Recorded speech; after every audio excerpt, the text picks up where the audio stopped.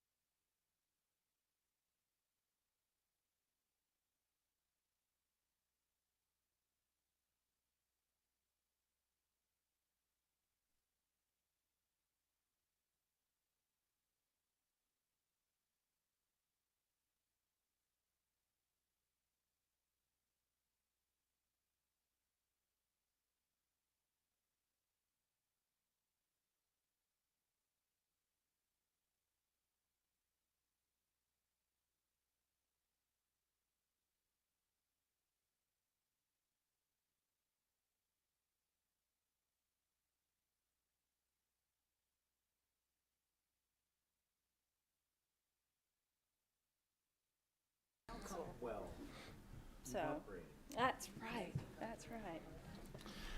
We're going to give everybody just a few more minutes, and we're going to go ahead and get this party started.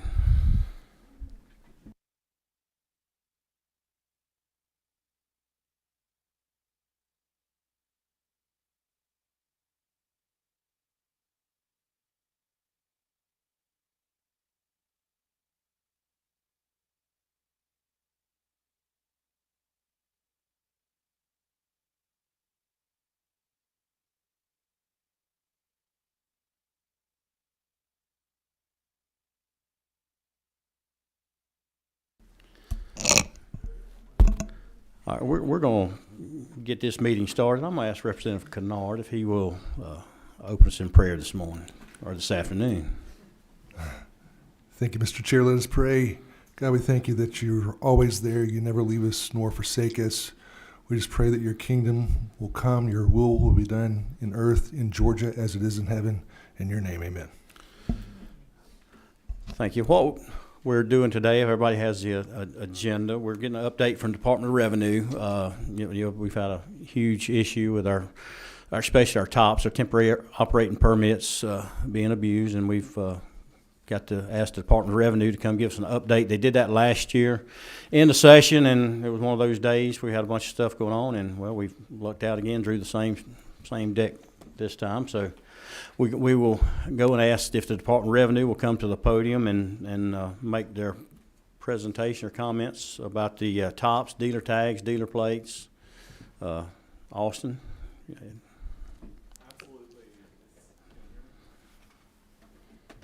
Where's the podium table? There you go. Thank you, Mr. Chairman and members of the committee. We have several members of the department's team here. We've got Joe Snowden, who works with me on legislative affairs, Danny Bates, who is our new director of the Alcohol and Tobacco Division, as well as the Office of Special Investigations, Garland Watson, who is our assistant director, or Garland Watkins, who's our assistant director over the Office of Special Investigations, Matt Christie, our staff attorney who works on motor vehicle issues, and then Jairus Peoples, who is one of our investigators on the TOPS crime issue. And so we're going to have him give the presentation, provide an overview, give some feedback on why this is such a big issue, and then we'll take any questions. So with that, I'll turn it over to Agent Peoples. Thank you, Beck. Come up and just introduce who they are, and the floor is yours. Thank you. Okay. Well, thanks for having me back again. I'm Special Agent Peoples. I work in the Department of Revenue's Office of Special Investigations, and I am pretty much the preliminary person or primary person over the temporary operating permits that's been going around right now, and sort of the problems that we've been having with the temporary operating permits.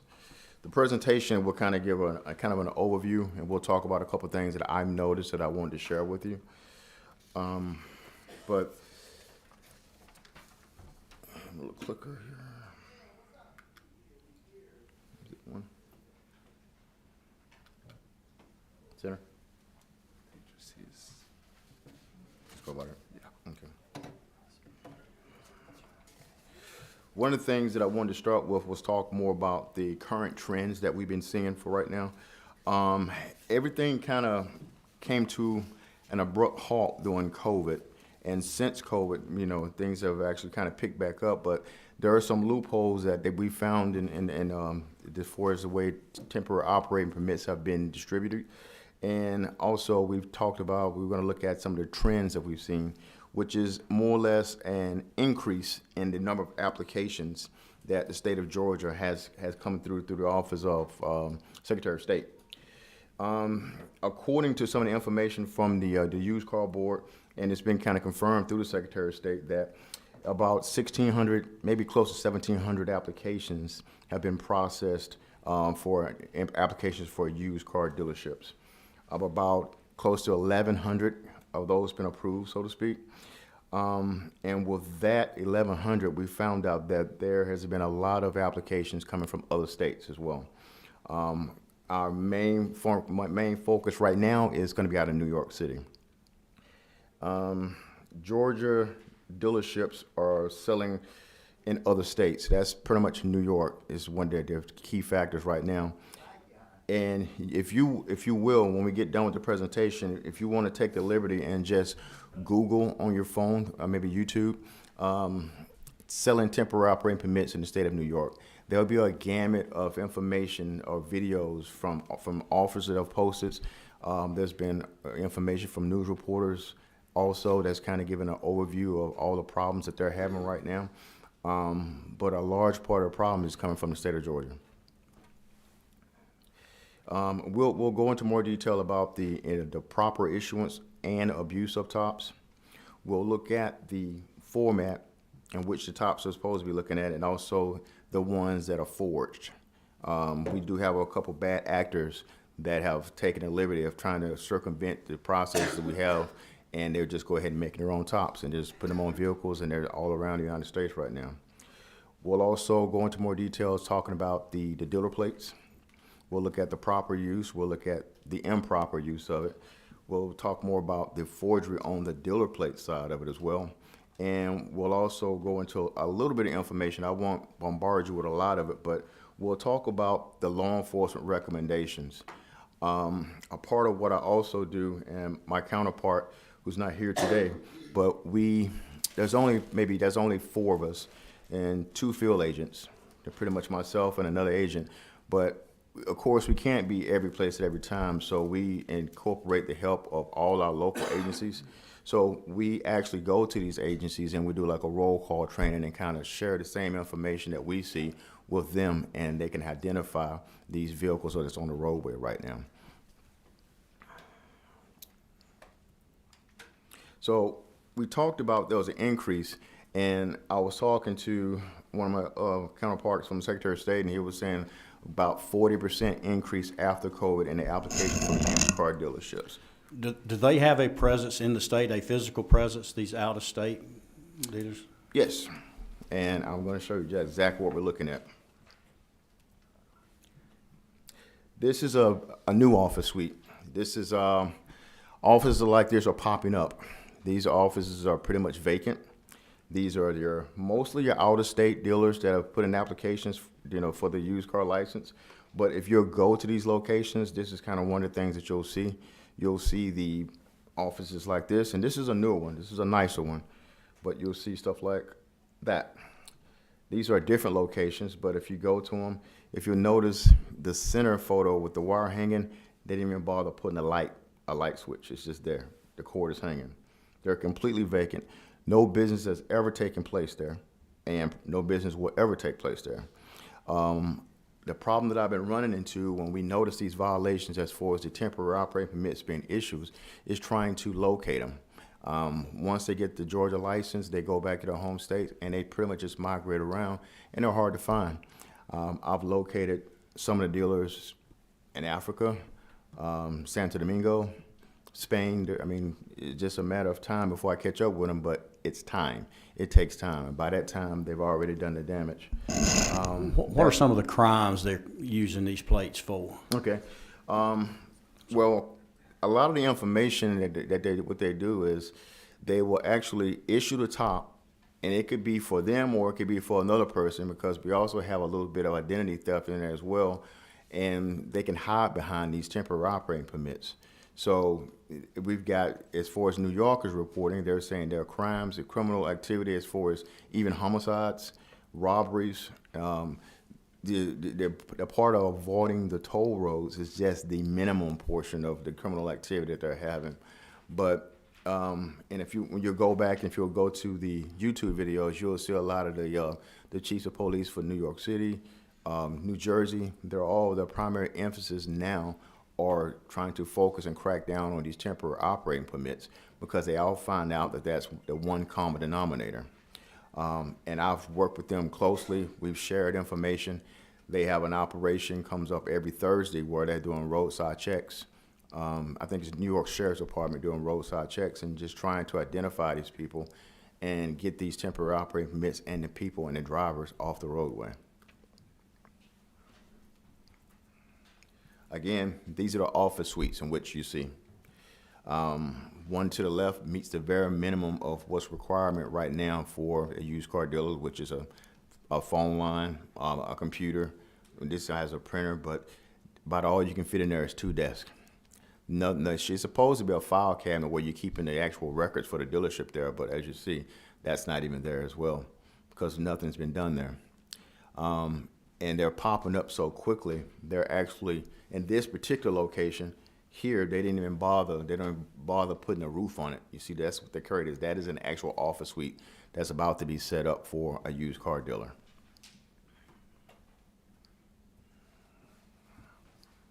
So, and I'm gonna I have an email. I'll give you my information as well. But there is a format for these temporary operating permits, which help us identify the ones that are legitimate from the actual fake ones, so to speak. And we'll go into a little bit because once you get all this information and you realize how you can spot a fake one for a real one, your day is going to be spent looking at tops, looking at tags going down the roadway. I promise you. That'll be your next homework assignment. So the formats, the formats go into more detail. There's a letter coding behind the format of it. The one that starts for the C, when it starts with a C, which all of them start with an alphabet, those are the temporary operating permits that have been issued by the actual county. The county is allowed to issue a temporary operating permit if one goes beyond the initial registration period, and it's up to the county, depending on the circumstances, they can go ahead and issue a temporary operating permits, and that's fine. We don't have a lot of abuse on that side of it. It's the other ones that we do see that will start with an S, which is indicated of an out-of-state sale. The out-of-state sales is more or less for, it's supposed to be for someone's from a different county or state or whatever that is buying a vehicle, and they're going to take that information, the paperwork from the state that they get from the state dealer here, take it to their county, their state, or wherever they live at, and they're going to register it there. So no taxes are being collected on that particular sale. They will be, it'll be collected by the state in which they live in. And a lot of the fraudulent activity that I see, most of the temporary operating permits are registered with that out-of-state sale on it. And that pretty much allows you to go ahead and just do whatever you want and input any kind of information that you want to put into the system.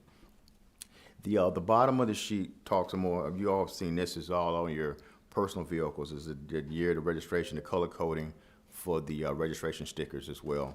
But we pretty much see on every vehicle for the state of Georgia.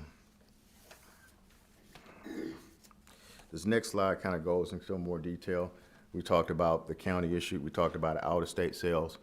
And if a legitimate sale has been done, the dealership enters that information, start with the P, which is meaning it's issued by the dealership. And in a perfect world, that dealership is supposed to be collecting the amount of, the taxes that are due on the vehicle, of course, plus the amount of the actual vehicle sale. We have a few of them that was been issued. E means like an emergency sale. That was only done in the case where our system was down. You shouldn't see many of those. We probably had maybe 2 instances within the last couple of years where the actual system was down. So we don't see a lot of those on the road, but a lot of the criminal activity, about 98% of it, they're all going to be using that S, means in the out-of-state sale.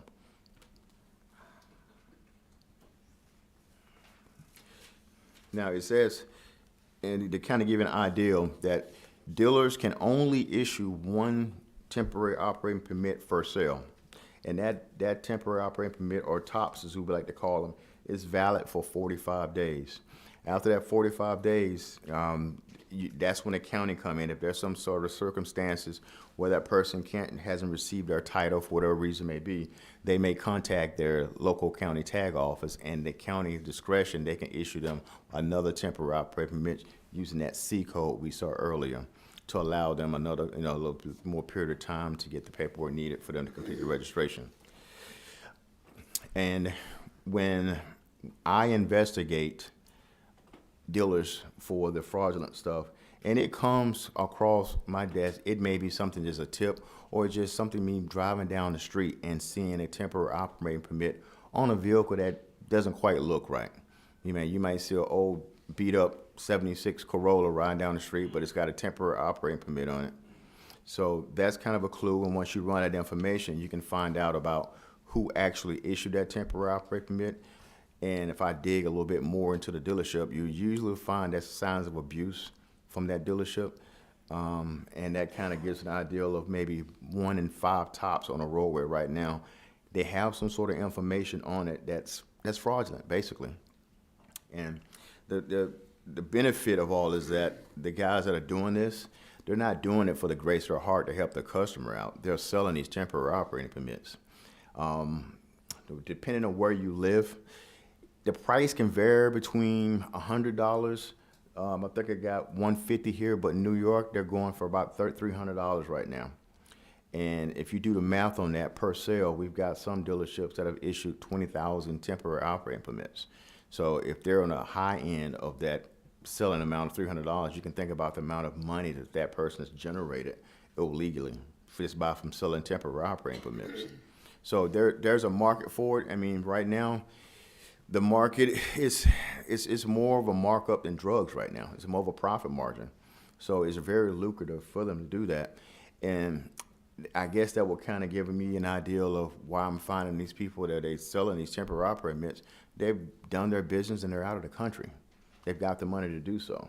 So that makes my job a little bit harder as far as making contact with them and trying to find out some sort of resolution or build a case for us, criminal prosecution for these people. One of the things in which I do is use the drive systems, and I can pretty much go into drives for a dealership, and everything that's done in drives, it's been captured into that system. Drives is an electronic registration system. It allows you to go through and to submit paperwork and get all the information for the sale of a vehicle, and to submit it through the ETR vendor. But in this particular case, it kind of shows you an idea of some of the ways in which these dealers can manipulate the system just a little bit, where it more or less allows them to continue the top abuse. So if you'll look at the top, you'll see to the left, so I was starting with the very top number. I don't know if you can see it from your screens, but to the left of it is the S, where it starts with the S, and it got a numeric beside it. That's indication of an out-of-state sale. But if you look over to the names, and these are just names that I generated, but this is how easy it is to manipulate it. It says William Nobody Smith, and you'll see the VIN number to the right of it, whereas the last four numbers are 4786.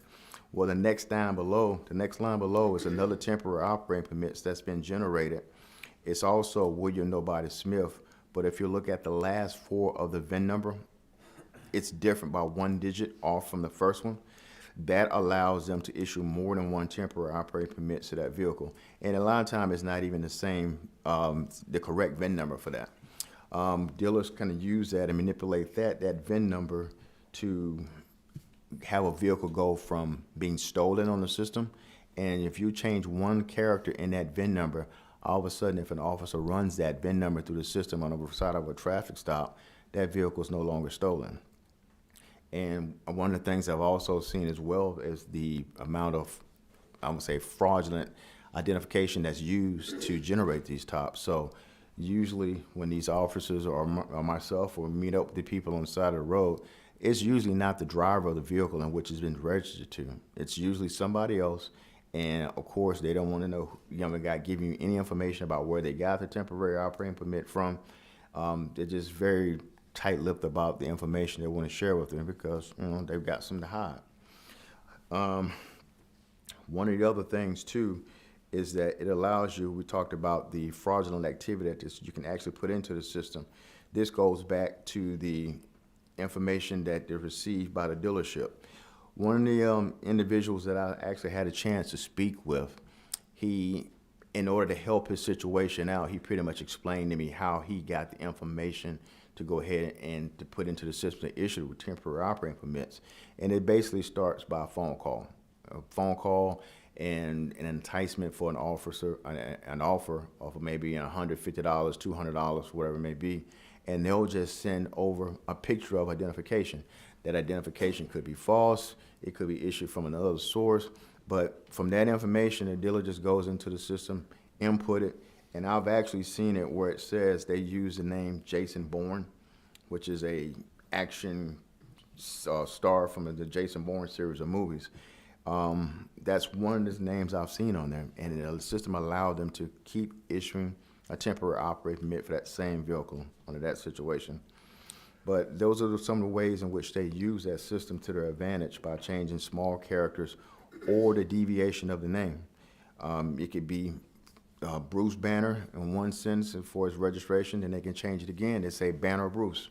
So just doing those things to the system is pretty much generates, I want to say, a new customer identification number, which allows them to go ahead and issue temporary operating permits.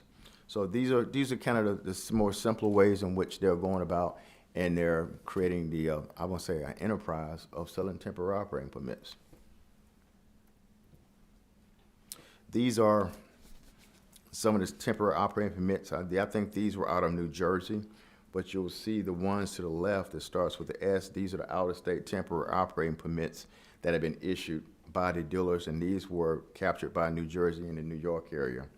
On one traffic stop, they would have multiple temporary operating permits for the same vehicle, or they also can get some from the New Jersey area. They can bounce back and forth to hide the actual true identification of the vehicle.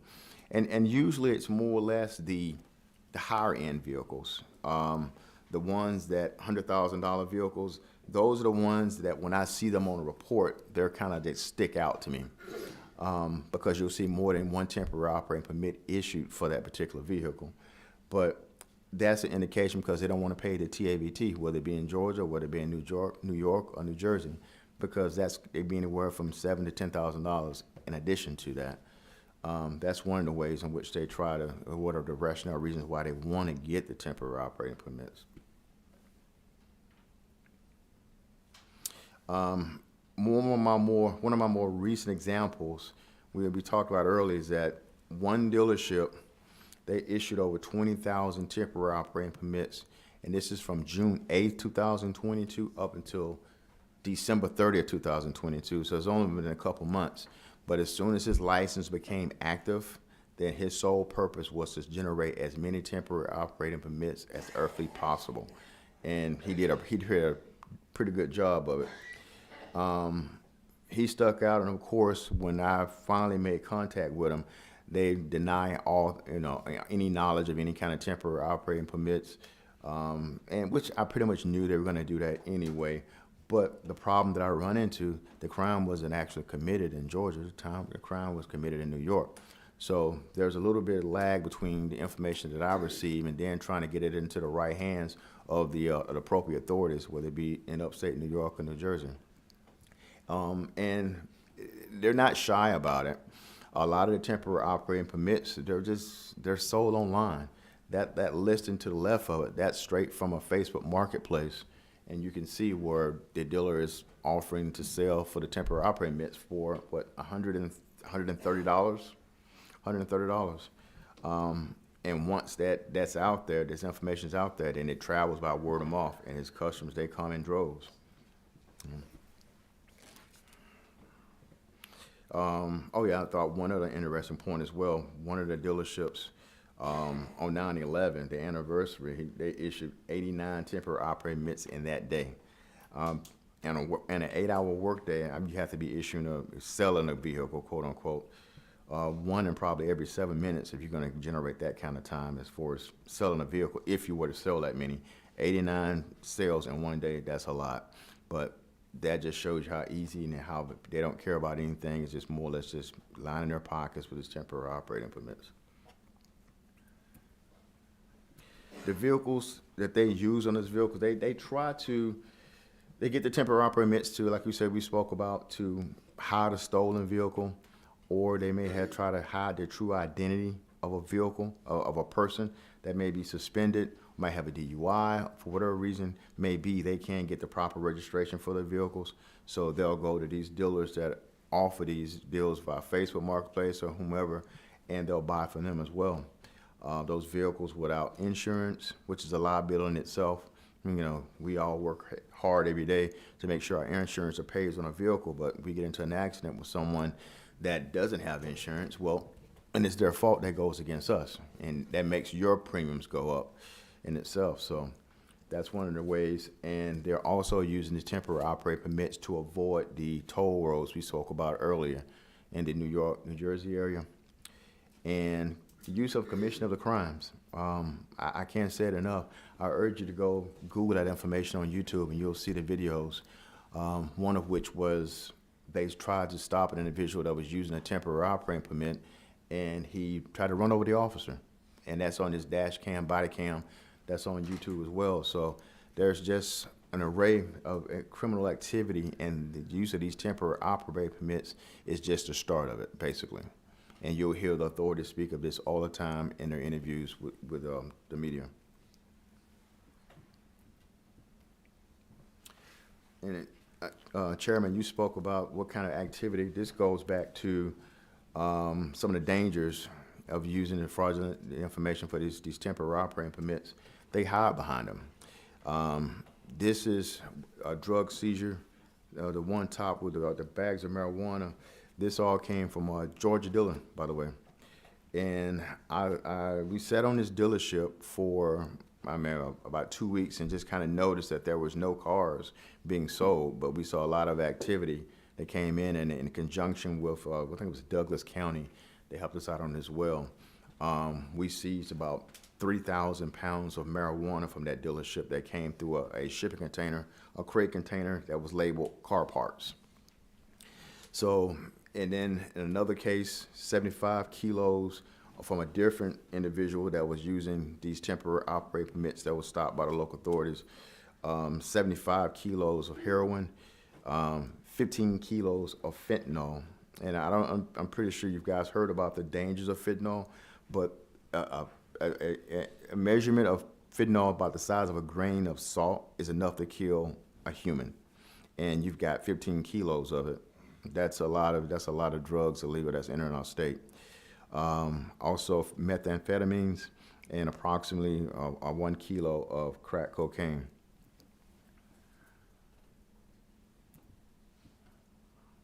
So one of the things that also too,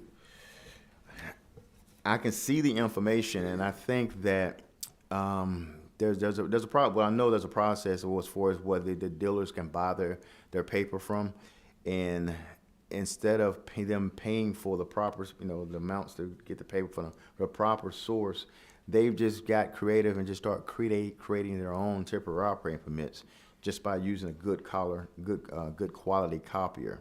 They can do the temporary operating permits. If they get one that's got the actual seal on it, that can also be photographed and be put on the back of a car. The dealer plates also can be photographed, laminated to look like the legitimate ones. So I guess you could say that the old saying goes that the technology can kind of be a gift and a curse at the same time. It's just a matter of which you use that technology. So we are seeing a lot of the forgeries from the tops that they've been generating, and a lot of them have actually gone through the system. So even though that these numbers, they're not using the correct paper, the numbers will actually come back to a vehicle. It may be a fraudulent information that was received at the time when they input it into the system, but either way, it will go into the system as a legitimate number on a vehicle. So now we'll talk more about the dealer plates that have been issued. Right now, any new dealer that gets a dealership, a used car dealership, they are allowed to be issued three dealer plates that they can use on their vehicles. These plates are supposed to be used to help them, go about their day-to-day processes of the business, meaning back and forth to auctions and, to the mechanics, things of that nature. But there has been an increase of abuse with the actual dealer plates as well. Some of which I was talking more about are the laminated one. This is what I spoke about a second ago about the technology, the gift and the curse. If you see them, they look legitimate from at a glance. And I've noticed this as well, that if I see a dealer plate, and if those tag covers that kind of go over the plate, so to speak, they'll try to use those on top of a dealer plate to, I would say, throw your eyes off a little bit, and also you can't actually touch the actual tag anymore. For me, that's kind of a red flag, because actually, if you're using the plates legitimate, you're going to be moving them from one vehicle to the next and to the next to get vehicles where they need to be, for the purpose of your business. But in these cases, they're just more or less, they're fake. They can pretty much glue these, color copy them. They can glue them onto the back of a sheet metal and put it on the back of a vehicle. And these are actual plates that have been generated to a actual dealer.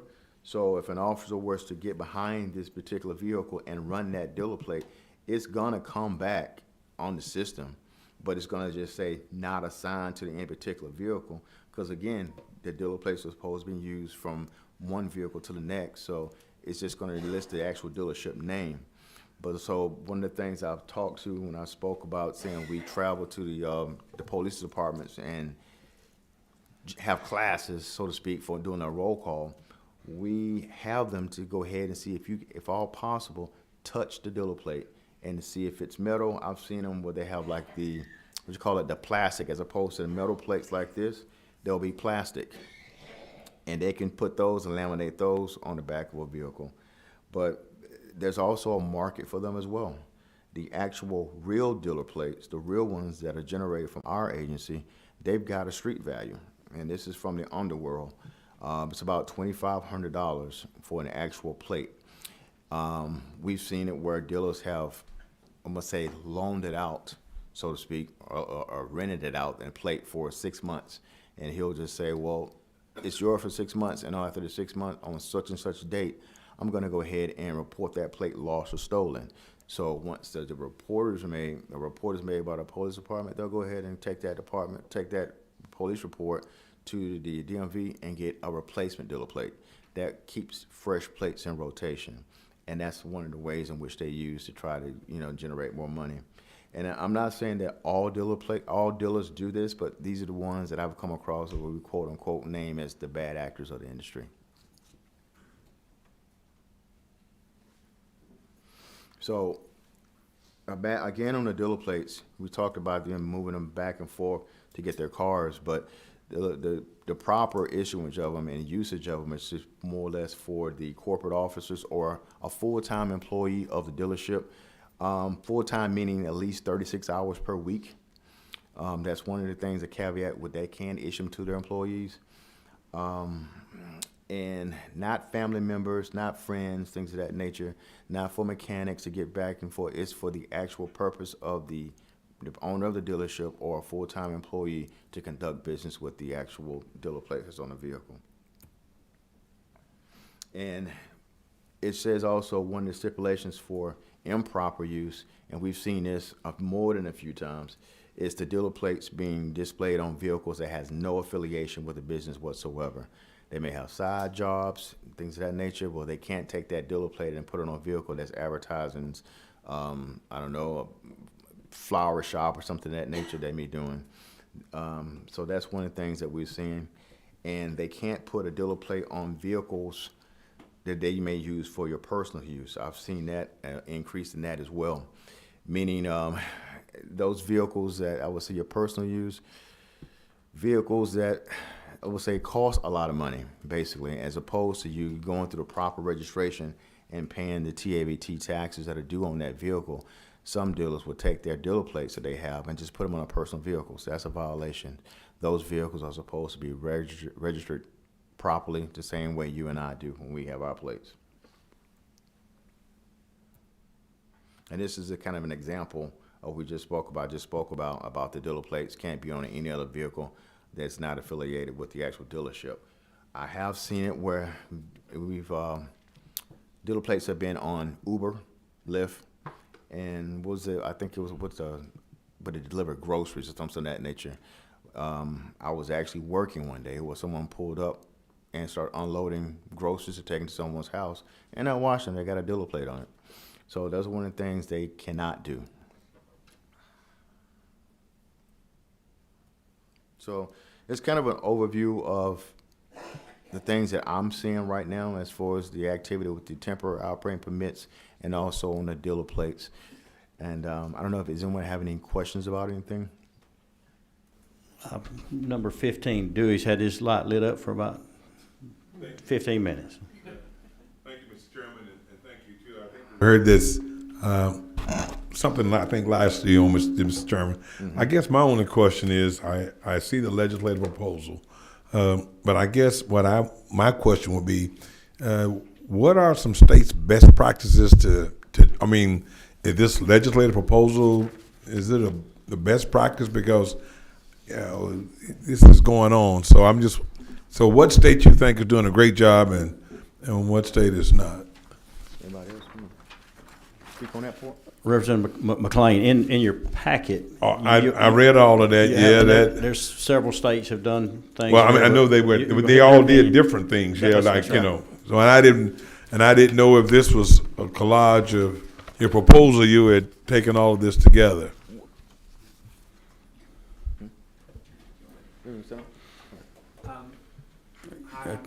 Come to the microphone. Yeah, please. Man.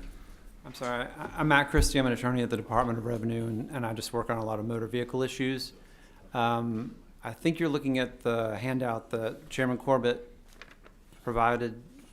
The legislative proposal? He had a different one. But this one too? Yeah, I wrote all on that one too.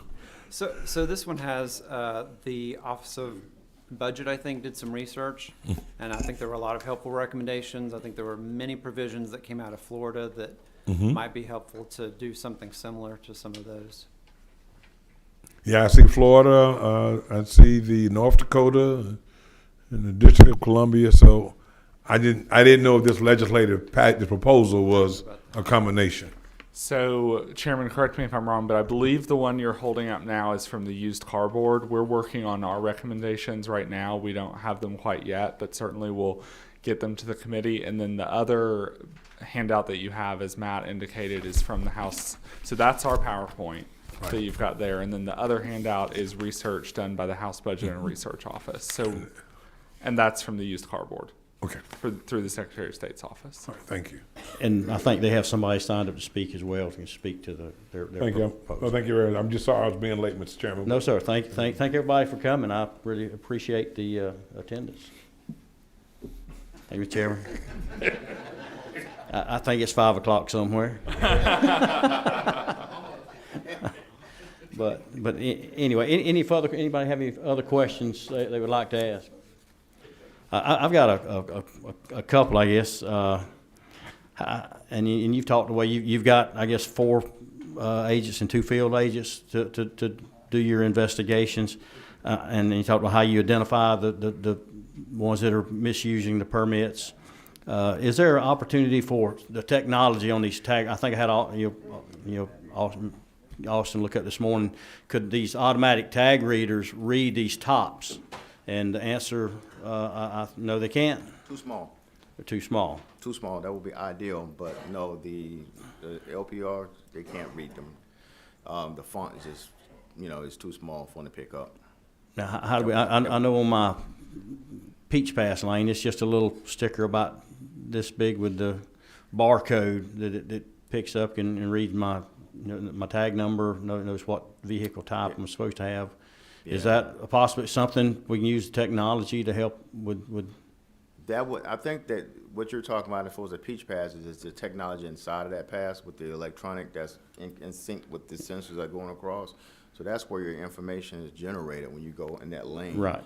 But as far as the cameras, so to speak, if it was just left up to the cameras, it'd pick up your actual plate. That font is big enough where it will show, but for right now, the license plate readers can't pick them up. The flock systems that we use for law enforcement, it's a hard time trying to identify them.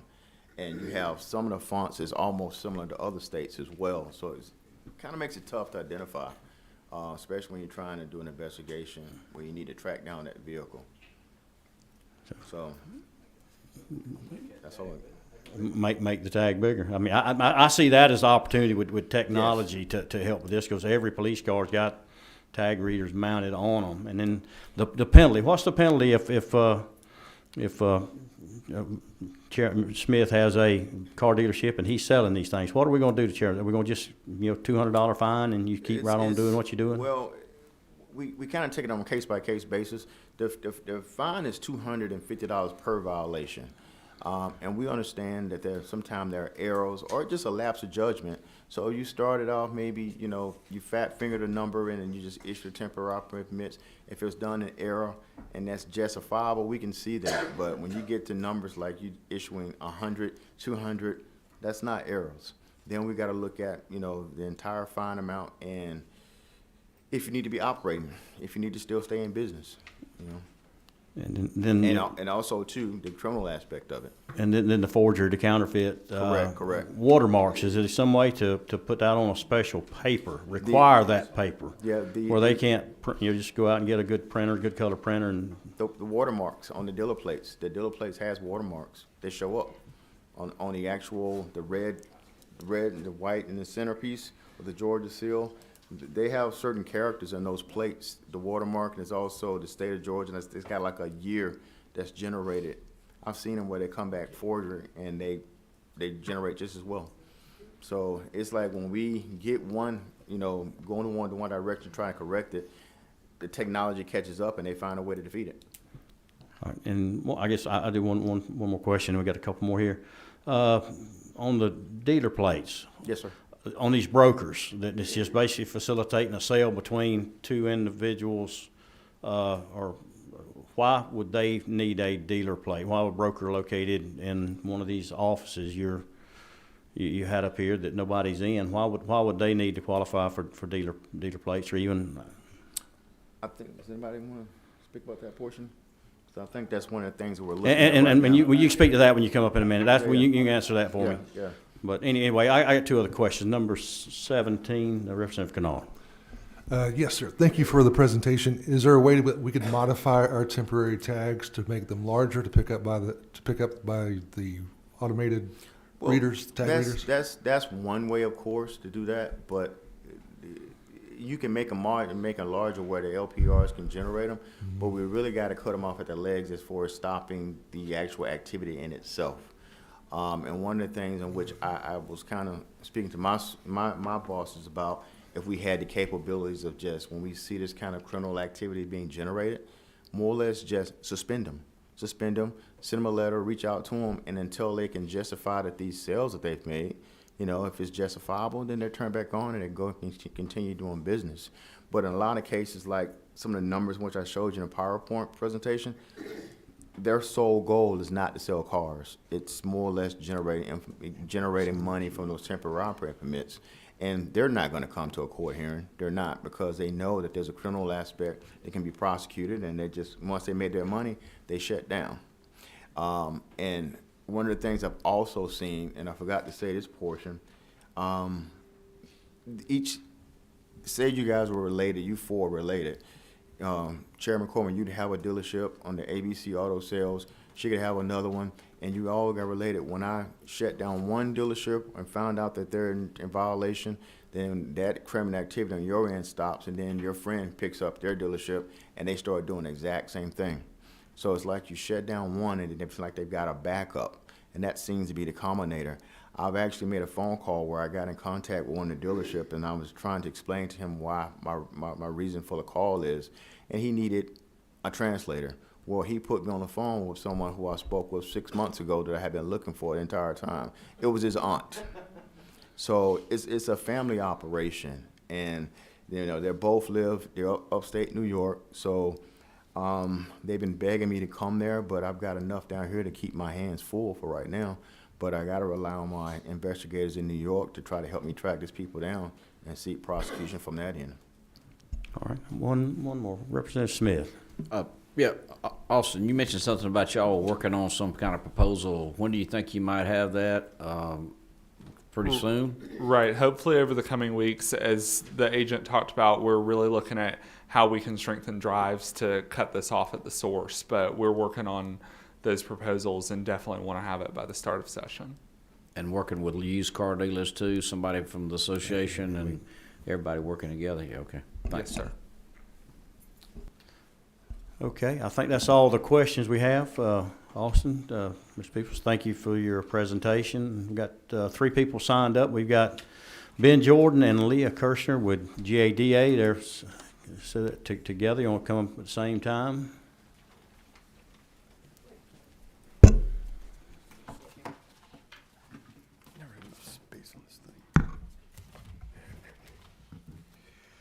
Thank you, Mr. Chairman. Members of the committee, Ben Jordan from the Georgia Automobile Dealers Association. I'm here with some colleagues from GADA, Ms. Leah Kirshner, our president and CEO, Mr. Bill Morey, the president emeritus, and Ms. Emily Patuk, our director of grassroots advocacy. So GADA represents the interests of the franchise new car and truck dealers in the state. Our members sell both new and used vehicles, and in fact, our members usually will sell as many, if not more, used vehicles than they will new vehicles. In addition, our members operate used car dealerships that are sometimes separate entirely from their franchise dealerships. Those can be located within the county of the franchise or sometimes outside of the county. So we are here today because our members are very much in the used car business, and because we want to help close the loopholes that we see in the law that have allowed all of this fraud and abuse to take place. So we thank you, Mr. Chairman, members of the committee, for having this hearing and for starting the conversation about how to fix it. We do have some suggestions that we'd like to offer for the committee's consideration that we think would help address the problem without imposing undue burdens on legitimate new or used car dealerships. So those suggestions boil down to kind of three big points. One, brokers. We have to address brokers. Two, we need to clarify and set minimum requirements for an established place of business. So in the dealer codes, an established place of business just means what the dealership has to have as a condition to getting a license to be a dealer. And third, we believe there are some departmental and administrative reforms that ought to take place and sound like are already in the process, both within the Department of Revenue and the Used Car Board.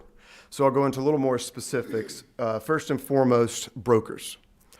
We'd recommend amending the law to clarify what a broker is, to restrict the number of dealer plates issued to a broker to just one or maybe zero, and importantly, to eliminate the access that brokers have to issuing tops. So why do we suggest this? Well, first, the current law, and this was mentioned in the last hearing in March, under current law, brokers are required to be licensed as used car dealers, which means that brokers receive dealer plates and the ability to access and issue tops. That is a problem because dealers and brokers are fundamentally different things. That was also mentioned in the hearing in March. A broker brings together a buyer and a seller, but the broker doesn't actually buy or sell the vehicle. The dealer does. So if the broker's not selling a vehicle, if they're not holding inventory, then they have no reason to have access to tops because tops are issued at the point of sale when there is a title transaction. So in our mind, Mr. Chairman, what do we do about brokers? Brokers simply don't need access to tops, period. We believe that would be a good first step in addressing this problem. Texas was mentioned in the last hearing in March. If the law was amended to, include that improvement in our mind, it would bring us into the same spot that Texas law is. So that's brokers. Number two, clarify and set minimum requirements for this established place of business. So we believe that dealers need to have, at a minimum level of inventory and a physical lot in Georgia to be Georgia dealers. Now, that seems obvious because when we think of a dealership, you think of cars on a lot, the cars being the inventory, the lot being a place customers can go and look at the inventory. Well, currently in Georgia, the law on this is actually unclear. We've pulled the regulations recently. There are two conflicting regulations, one from the Department of Revenue and one from the Used Car Board. The DOR rule actually requires both new and used car dealers to maintain a level of inventory and a physical lot, but the rule from the Used Car Board seems to require neither. So why does that matter? Well, in our mind, if you don't require dealers to actually have a physical lot in Georgia, then you get the situation that we have now, which is a cottage industry of companies that advertise on the internet how easy it is to get a used car license, and that results in these cohorts or coveys of brokers or used car dealers setting up shop in places like Delk Road or New York or New Jersey. So one question we've asked all along is, these folks that are operating out of Delk Road or these coveys of dealerships in Georgia or wherever else, if they don't actually have a physical lot in Georgia, whether or not they have inventory, how are they actually selling their cars? And if they're not selling many or any cars, then what are they doing with the tops that they have access to in print? I think we know what the answer is to that. The situation seems like it's actually getting worse. So how would we suggest fixing this? We would recommend starting first with the Department of Revenue rule, which probably does need to be clarified a bit, but then codifying that rule both in Title 40, which is the dealer vehicle code for both used car dealers and new car dealers, and then Title 43, which just sets forth the dealer code for the used car dealers.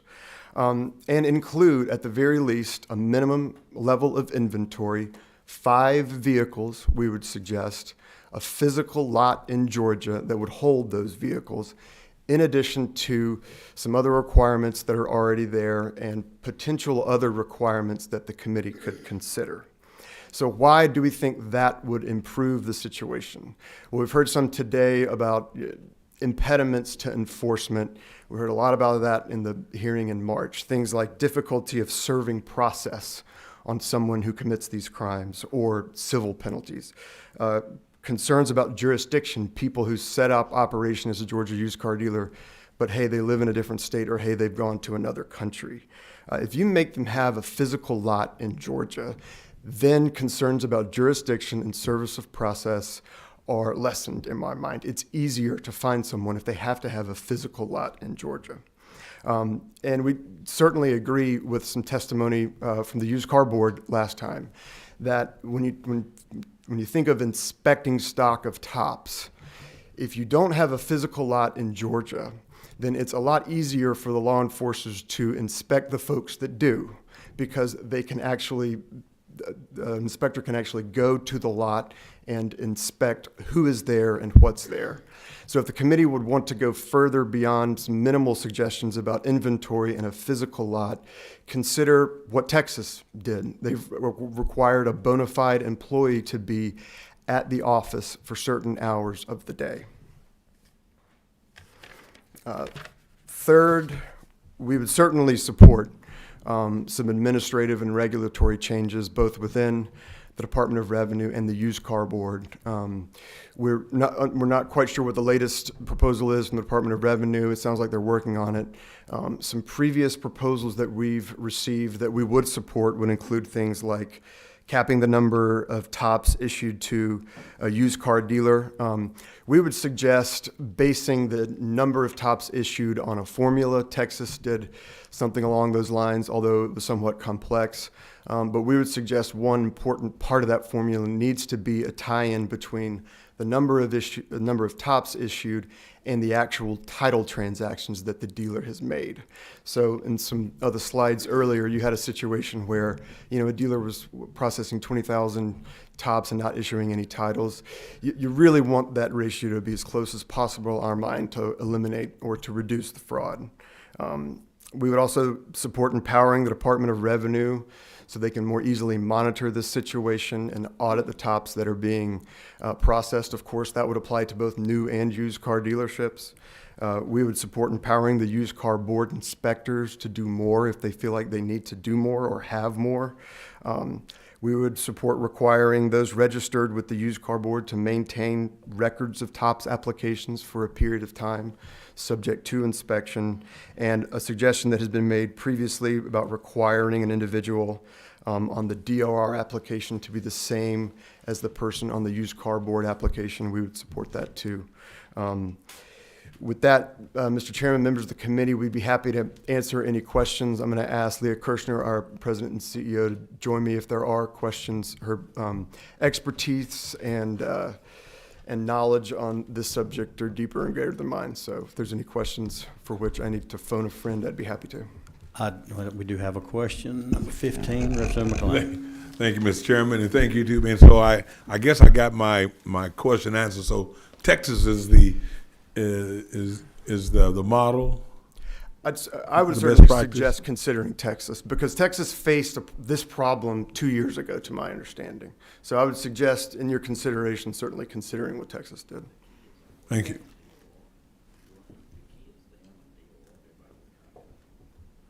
Okay, well, thank you. Yep. Okay, I do not see any further questions. We do have one other person sign up to speak, Jason Reeves. I think would if you state your name and who you're with. Good afternoon. My name is Jason Reeves. Many positions. A software company that deals in technology. I also serve as chairman of the Used Motor Vehicle Dealer Licensing Board. So many backgrounds on this. We deal on my company side, we deal in 26 different states. So I'm very familiar with the way that other states have handled this. And I certainly agree with some of the statements GADA has made on this. There are changes that need to be made. The first thing that I would do that was on the proposal is give the used car board the power to regulate a little bit more. There are other boards that have this power, and look, I would be the first person to say less government regulation is always better. But in this case, this is about consumer protection. This is about other things, and we probably need a little bit more on that side. Certainly giving the change in the driver's license, it's probably estimated that we would lose about 1,700 dealerships at that point in time, which would go a long ways towards cleaning up any of the other issues that come out there. One of the statements that Keith made earlier was about the out-of-state temporary operating permits.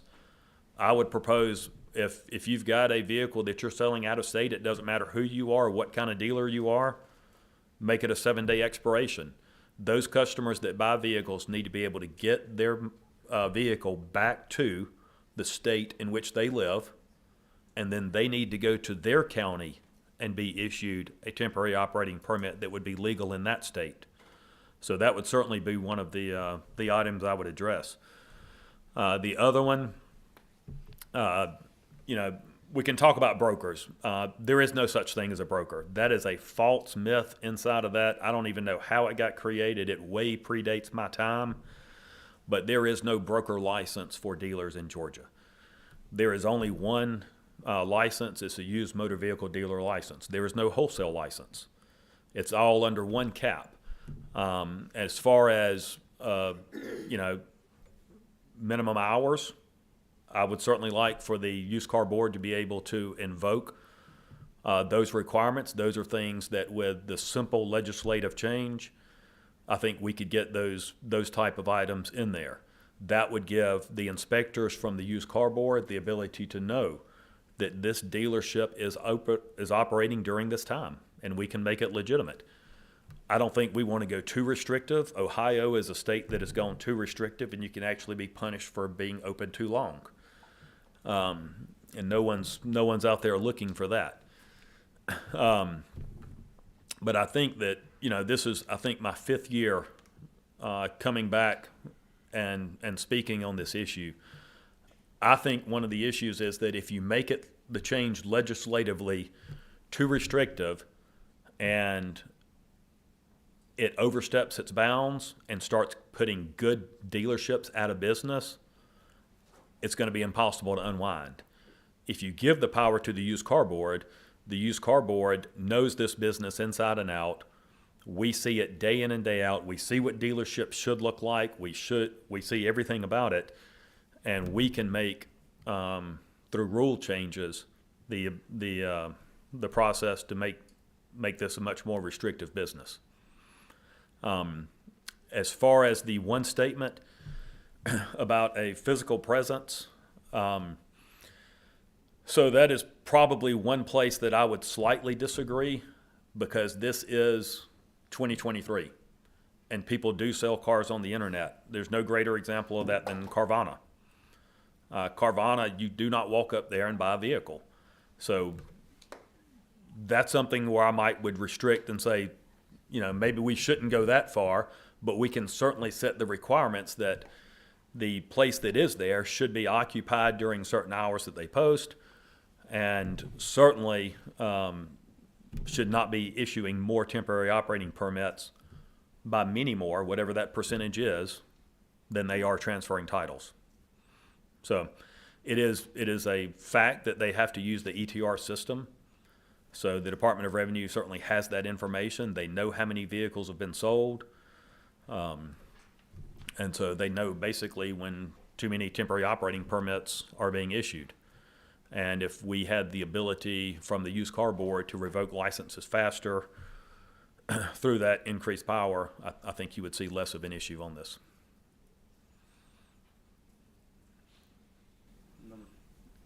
Number 22. Thank you, Mr. Chairman. I don't know how the used car board operates, but if this has been going on, do y'all have the ability to impose regulations yourself through the used car board and try to eliminate some of this issue that we see here today, or do you have to wait on us to do something?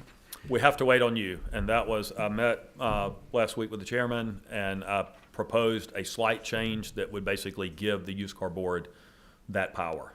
It's a sentence or two, I believe. Thank you, Mr. Chairman. Sure. How many inspectors does the used car board have? I believe it's 11. Yeah, but we share them.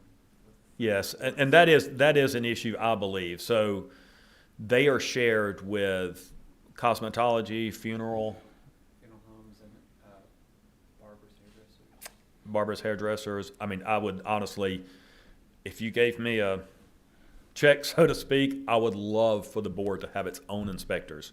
I would love for the board to be able to, Florida is a great example where the inspectors need to know this business inside and out. They don't need to be worried about funeral homes and cosmetology and other things. They need to know this inside and out. And I would love to have a process where they go to the used motor vehicle dealer place, or in this case, new car store. I mean, well, no, they're not licensed under that, but I think that the inspectors should have the ability to audit the tops. They should be able to say that the dealership ordered 150 tops last week, see how many cars have been sold, and see where those temporary operating permits are. Florida has that same ability. Okay, I don't see any further questions. I want to thank everybody for staying around. There's a lot of good information in your packet. The little flyer shows how many dealers, the states around us, used car dealers, as far as Georgia's got 8,000, Alabama 4,800, Florida 11,000, Mississippi 1,800, and North Carolina 6,200 used car dealers. The handout on what different states have done, that's in your packet. Good information to read between now and January. I'm looking forward to Department of Revenue coming out with their recommendations and see if we can incorporate this together and come up with something that we can get a handle on this problem and address it. And again, thank everybody for coming. Did you have something else? I'm sorry. Yes, actually, an interested party was watching it. There are 12 inspectors. 12. Yes, sir. Okay, thank you. But that's to inspect, cosmetology and, barbers and everything else. So, all right, thank you. I'm looking for a Florida, Texas hybrid bill. There you go. Looking for you to sign it with me. Yeah. All right. Thank y'all again for coming.